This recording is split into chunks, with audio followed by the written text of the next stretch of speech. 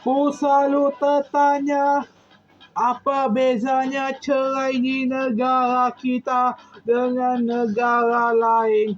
Kalau ikut masyarakat kita kena angkat sumpah. Kadang-kadang ku selalu tertanya, kenapa nak kena angkat sumpah bercerai? Padahal perceraian bukan benda yang harus dipertahankan, yang katanya bukan benda yang disukai oleh Tuhan. Ku pun tidak faham sama sekali. Yang ku tanya, yang mereka terus tanya, kenapa kau sibuk padahal kau juga pujang. Yang ku rasa pun, ku pun tertanya, kenapa kena angkat sumpah. Padahal banyak sangat kes pembunuhan suami isteri di negara ini. Bukannya kenapa banyak sangat mereka kata minum air ketum. Bukan weh. Entahlah. Cabang bayi. Kenapa pula nak minum air ketum?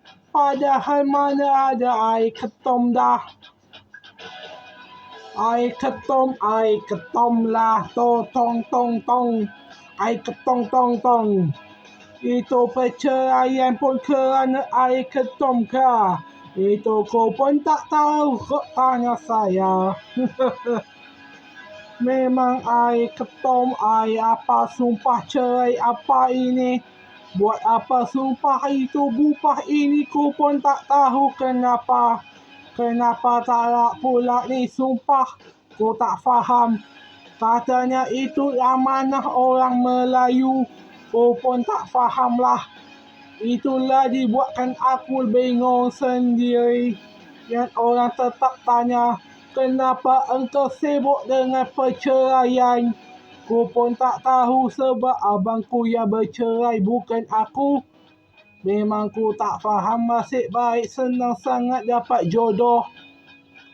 Memang orang kata duduk dengan rumah mentua memang bukan idea yang bagus.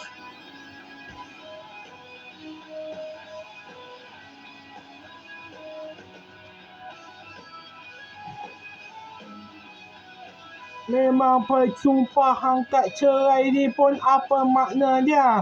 Memang benda buruk boleh terjadi ke sumpah cerai ini? Sumpah cerai tak faham ku faham.